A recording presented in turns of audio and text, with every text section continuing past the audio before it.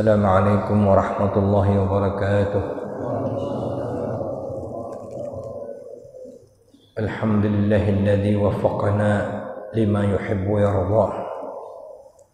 Wassalatu wassalamu ala nabiyil hadil mustafa sayyidina wa maulana Muhammadin abdul wara wa ala alihi wa sahbihi wa man ihtada. Subhanaka la ilma lana illa ma 'allamtana innaka antal alimul hakim wa la hawla wa la quwwata illa billahil aliyil azim. Astaghfirullahal azim. Para alim ulama, guru-guru kita, pengurus masjid, imam masjid, tamu-tamu kita yang hadir, ada Pak Taib, bapak-bapak dan ibu-ibu jamaah kajian Islam Masjid Nurul Ikhlas. Mudah-mudahan kita semua senantiasa dalam perlindungan Allah Subhanahu wa taala, diberikan kesehatan, keamanan, kelapangan dan mendapatkan keselamatan di dunia wal akhirah. Amin ya rabbal alamin. Allahumma ya muallima Ibrahim 'allimna wa ya mufahhima Sulaiman fahimna. Wahai Allah yang mengajarkan Nabi Ibrahim, ajarkanlah kami. Wahai yang memberikan kepahaman kepada Nabi Sulaiman, berilah kepahaman kepada kami. Nah, kita masuk tentang syarat sah mengikut imam, halaman 76.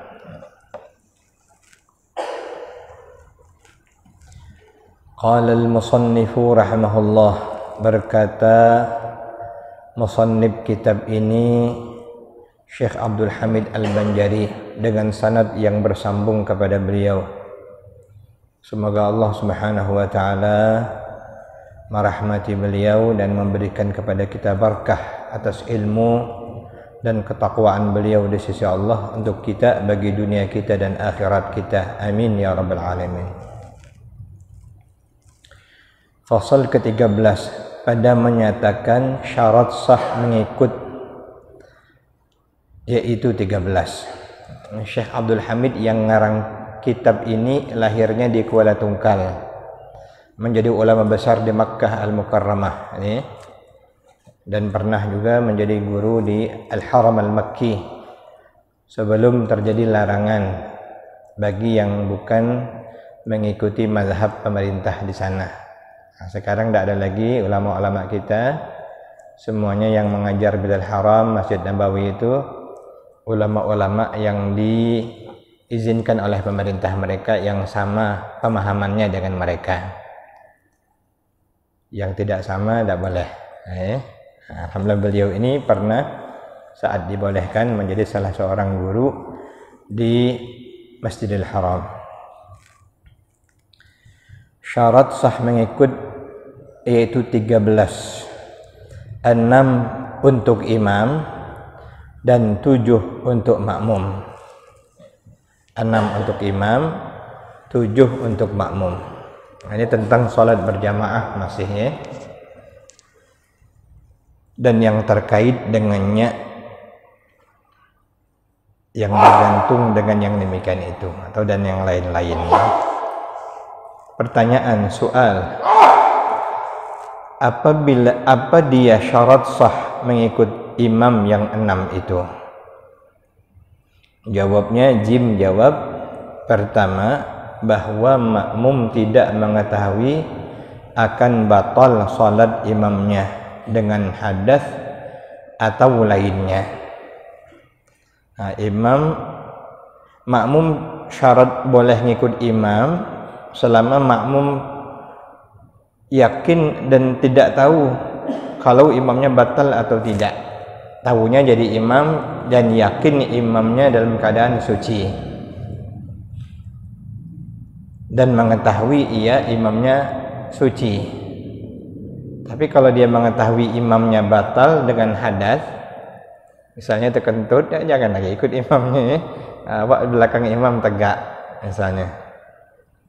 Mohon maaf, mungkin imamnya agak tua, telinganya sudah tidak dengar, dia tidak sadar dia kentut, kita dengar di belakang. Tidak boleh ikut kepada imam yang batal dengan hadas, hadas kecil, bahkan mungkin dengan hadas besar. Kedua, bahwa jangan diiktikadkannya akan batal salat imamnya. Artinya dia yakin imamnya dalam keadaan suci, bukan dalam keadaan batal. Seperti dua orang yang berselisihan ijtihadnya pada dua bejana daripada air, daripada dua helai kain, atau pada kiblat, maka tidak sah seorang daripada mereka itu mengikut akan seorang lagi. Berbeda dalam hal ijtihad, baik pada bejana yang dipakai ataupun air yang dipakai, termasuk dua pakaian ataupun soal kiblatnya. Jadi kalau berbeda, imam ingin kiblat arah sini, makmum ingin kiblat arah sini, itu tidak sah. Artinya kalau ijtihadnya berbeda, tidak sah. Entah tidak ada di YouTube itu yang sholat di Cina katanya ada ya, imam menghadap sana, makmumnya menghadap ke mana-mana. Tapi boleh jadi wallahu alam ya. Tapi secara umum makmum mestinya kan ngikut kiblat imam. Kalau tidak sah. Maka tidak sah seorang daripada mereka itu mengikut akan yang lain, karena sudah beda. Kalau beda tidak ada sah, karena sudah mengiktikadkan yang lain itu tidak sah atau batal. Kalau salah kiblat berarti kan tidak sah. Syarat sah menghadap dalam sholat adalah menghadap kiblat. Saya mungkin pernah saya ulang-ulang juga. Di Jambi saya pernah ingin ikut sholat, ramai. Tapi saya lihat arah kiblat imam berbeda dengan arah kiblat makmum. Imam dimiringkannya ke kanan lagi, makmum lurus. Macam contohnya begini. Nah tuh, kita gini. Saya pas mau ikut, imam lain arah, makmum rata. Tidak jadi saya ikut. Karena kan tidak sah mengikut imam yang ijtihadnya berbeda dengan makmum. Jadi harus lurus sama. Kiblat makmum dengan kiblat imam harus sama. Kemudian yang kedua, dan seperti orang yang bermadhab Syafi'i mengikut akan orang yang bermadhab Hanafi, yang mengetahui ia bahwa orang yang bermadhab Hanafi itu telah menyentuh farjnya, menyentuh kemaluannya. Dalam mazhab Hanafi tidak ada batal mereka menyentuh kemaluan setelah wuduk tu. Sedangkan menurut kita batal. Mungkin kita kuliah di Arab, kawan kita mazhab Hanafi, kita mazhab Syafi'i. Kita tengok kawan kita habis wuduk megang, jangan ikut dia, tak sah. Karena berbeda. Yang prinsip, yang prinsip lain, yang tak prinsip. Ini yang prinsip, maka tidak sahlah mengikutnya. Perhatian kata Syekh Abdul Hamid Al-Banjari, At-Tunkali Al-Banjari, tidaklah mudarat bila orang Hanafi mengiktikadkan bahawa yang wajib pada mazhab kita akan sunnah pada mazhab mereka. Kalau terbalik lain, dia ikut kita, bagi mereka wajib, sedangkan bagi kita sunnah. Maaf, bagi kita wajib, sedangkan bagi mereka sunnah. Nah, itu tidak mudarat pada mazhab mereka itu ya. Seperti Bismillahirrahmanirrahim pada surah Al-Fatihah.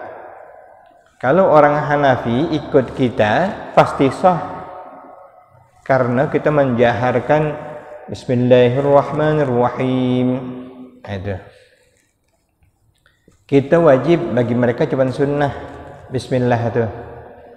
Maka mereka sah mengikut kita. Berbeda dengan kalau kita ngikut mereka. Jadi, kita baca di sini dulu. Seperti Bismillahirrahmanirrahim pada Fatihah. Dan seperti niat wudu dan muqaranah pada takbiratul ihram. Maka perkara-perkara ini sunnah pada mazhab Hanafi. Dia niat wudu, kemudian menyerempakkan, mengiringi imam dalam takbiratul ihram itu mereka sunnah. Namun pada mazhab kita wajib, niat wudu wajib. Jadi muqaranah niat waktu takbiratul ihram kita wajib, mereka sunnah. Kita tidak sah kalau niat dengan takbiratul ihram tak muqaranah.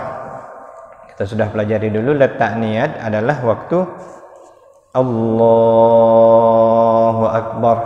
Dalam tu niat antara alif dengan ra. Kalau kita niat dulu dalam hati kita, sengaja aku salat maghrib 3 rakaat mengikut imam karena Allah Ta'ala, baru Allahu Akbar, tidak sah. Karena wajib muqaranah di dalam alif. Mulai dari alif itulah letaknya di hati kita. Tapi kalau lafaz sebelumlah sunat. Hukum melafazkan usalli sunnah untuk menolong hati. Tapi waktu sengaja aku sholat dalam hati, itu hukumnya fardu rukun. Itu antara alif dengan ra. Allahu Akbar. Disitulah letak niat kita. Bagi mereka sunnah saja, bagi kita hukumnya wajib. Maka hal yang semacam ini tidak menjadi mudarat, karena terbitnya daripada perselisihan mazhab. Kita ulang, tidaklah mudarat bila orang Hanafi mengiktikadkan bahawa yang wajib pada mazhab kita akan sunnah pada mazhab mereka, seperti Bismillahirrahmanirrahim pada Fatihah, dan seperti niat wudu dan muqaranah pada takbiratul ihram. Maka perkara-perkara ini sunnah pada mazhab Hanafi dan wajib pada mazhab kita Syafi'i. Maka hal semacam ini tidak menjadi mudarat, karena terbitnya daripada perselisihan mazhab. Artinya kalau memang kita pas di sana, tidak apa-apa, ikutlah orang di sana. Kita ada Mekah, ikut orang di Mekah. Pas kita berada di daerah misalnya Turki atau India, banyak mazhab Hanafi. Karena ini terjadi karena perselisihan mazhab. Tapi kalau di sini jangan. Kita jelas-jelas mazhab Syafi'i semua. Tiba-tiba ada imam makai mazhab beda dewean. Tak sah kita mengikutinya, karena kita bukan pada tempat yang melazimkan kita atas perselisihan mazhab tersebut. InsyaAllah tidak pernah ada imam, pernah ada imam yang jadi imam di sini tiba-tiba tidak mau baca bismillah? Tidak ada kan? Ada ya. Itu berbeda dengan orang ramai. Orang ramai yang baca bismillah tidak sah mengikuti dia.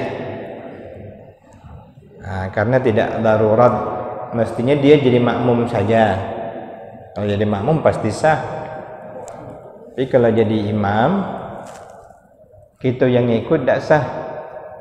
Karena dalam mazhab Syafi'iyah, Bismillahirrahmanirrahim itu ayatun minal Fatihah, satu ayat daripada surah Al-Fatihah. yang 7 ayat. Kalau tidak baca Bismillahirrahmanirrahim, tak sah Fatihah kita. Ya. Yang ketiga, bahwa jangan diiktikadkannya akan wajib mengqadha salat atas imamnya, seperti imam bertayamum pada tempat yang ghalib ada air padanya, maka tidak sah mengikutnya.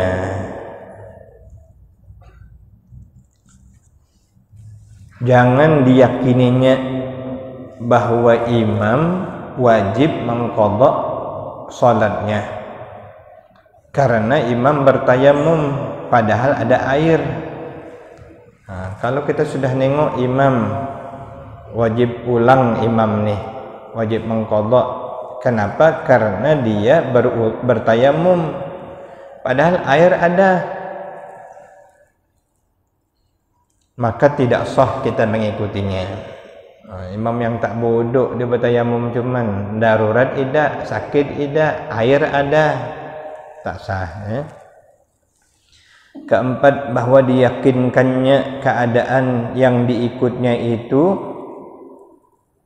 tidak menjadi makmum kepada imam yang lain.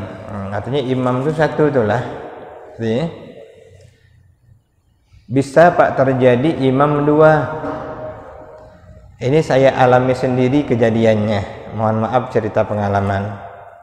Diminta jadi khatib dan imam salat Idul Adha di daerah Ancol, Jakarta. Rupanya perundingan orang yang berada di Jakarta Utara itu antara satu kawasan dengan kawasan yang dekat tidak ketemu, sementara yang nak dipakai itu lapangannya sama. Akhirnya 2 baris sholat tuh Pak, daerah pelabuhan Sunda Kelapa nih, sekitar 4 tahun yang lalu. Jadi saya di sini khatib tuh situ nampak juga, ini kita ada mimbar kita di sini di lapangan, sebelah tuh mimbar juga.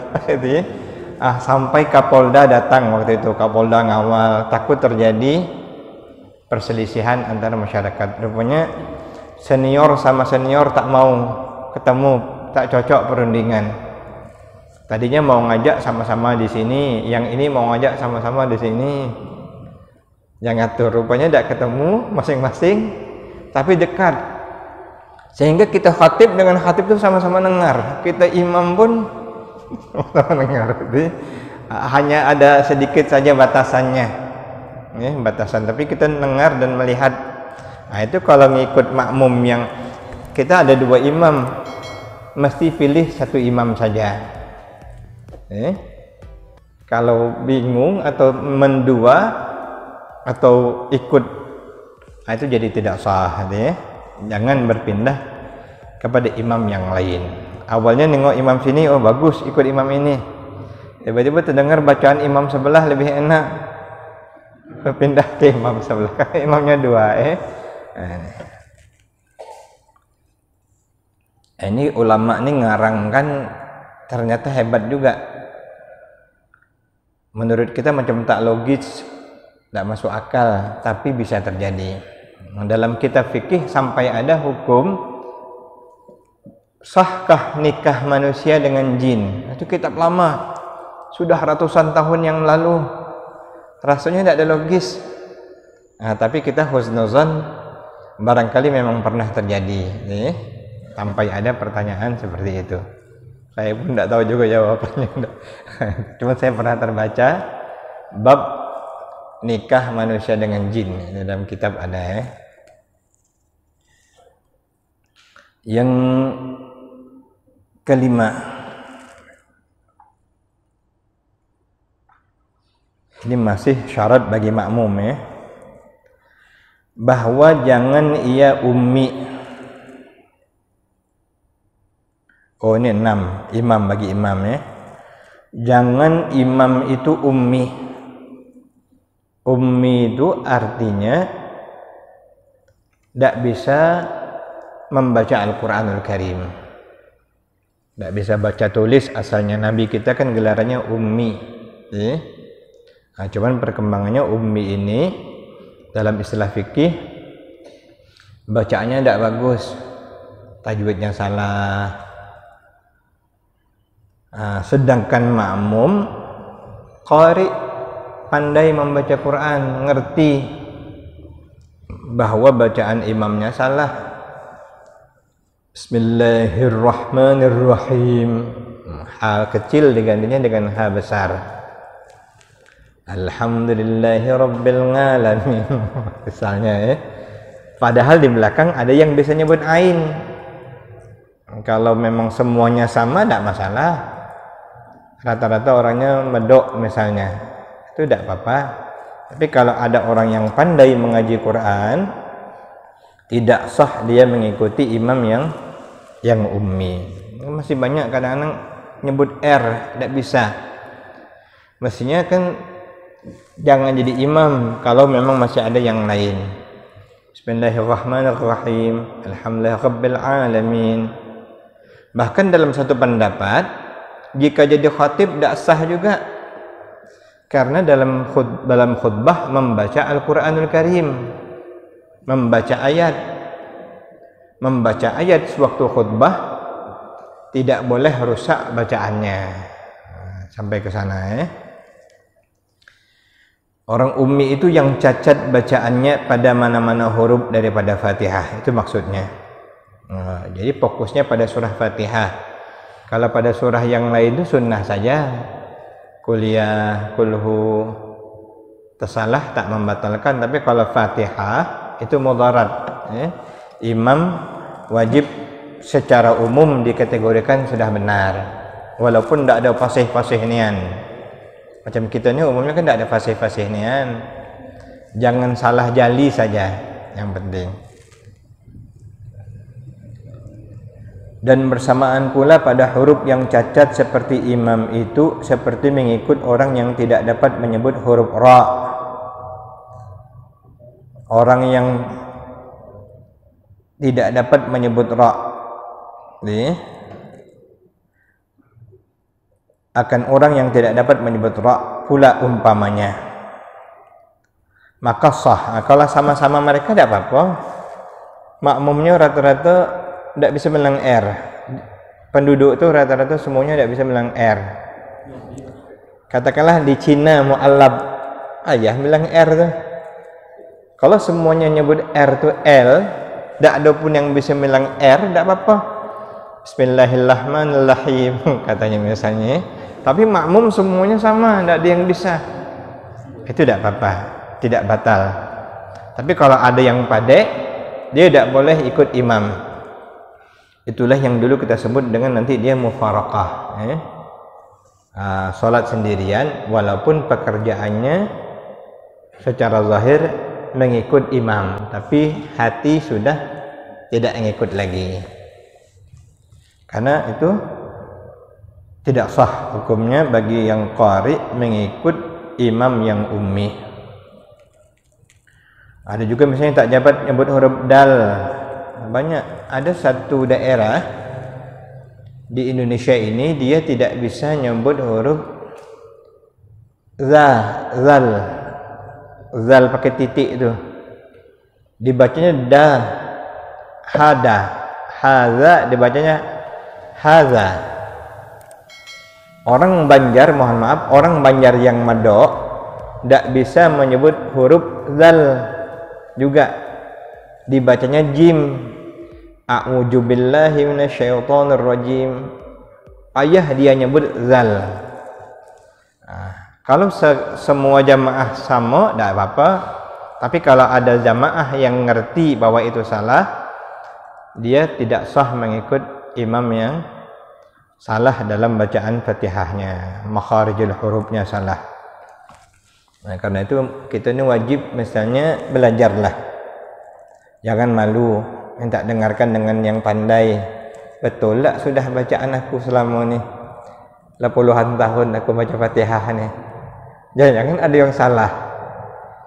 Karena kita tak pernah belajar, tak pernah minta dengarkan orang baca. Jujur be Pak, kita pernah tak minta dengarkan bacaan kita dengan kawan kita? Mungkin ada juga yang tidak pernah ya. Bolehlah itu cek-cek dikit ya, supaya diluruskan mana yang masih keliru. Bab huruf di Fatihah itu luar biasa macam tasydid. Tasydidnya itu ada 14. Jika tertinggal, meninggalkannya dengan sengaja batal Fatihah. Kalau batal Fatihah, batal salat. Iyyaka na'budu wa iyyaka nasta'in. Kalau kita baca Iyyaka na'budu wa iyyaka nasta'in, batal. Tak ada sah Fatihah kita. Itu nak hati-hati juga waktu kita tahlilan, waktu kita wirid, baca Fatihah jangan tertinggal. Al-Fatihah. Bismillahirrahmanirrahim. Alhamdulillahirrahmanirrahim. Iyyaka na'budu wa iyyaka nasta'in. Tidak sah. Ini tasydidnya ada 14. Iyyaka na'budu wa iyyaka. Jangan tertinggal. Ar-Rahmanir-Rahim. Kalau dihitung semuanya 14 tasydid. Jangan sampai tertinggal. Keenam, bahwa jangan mengikuti laki-laki akan perempuan atau khunsa, banci. Tak sah lelaki bermakmum kepada perempuan. Di Amerika dulu ada Aminah Wadud, namanya tokoh Islam di Amerika, jadi imam. Jamaahnya laki-laki. Tak sah itu ya. Perhatian, jika seorang mengikut akan seorang dan selepas itu nyata keadaan imamnya kafir, ini kan naudzubillah sebenarnya. Tapi boleh jadi feeling ulama-ulama lama ini kuat.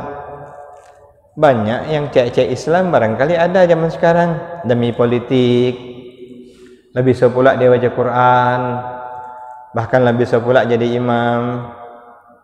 Kalau bersongkok banyak sekarang enggak? Bersongkok, pakai sarung, pakai serban yang macam ini, kadang taruh itu banyak. Padahal ternyata non muslim, naudzubillah. Andai ikut sholat, setelah sholat baru tahu imamnya kafir, atau gila, atau perempuan,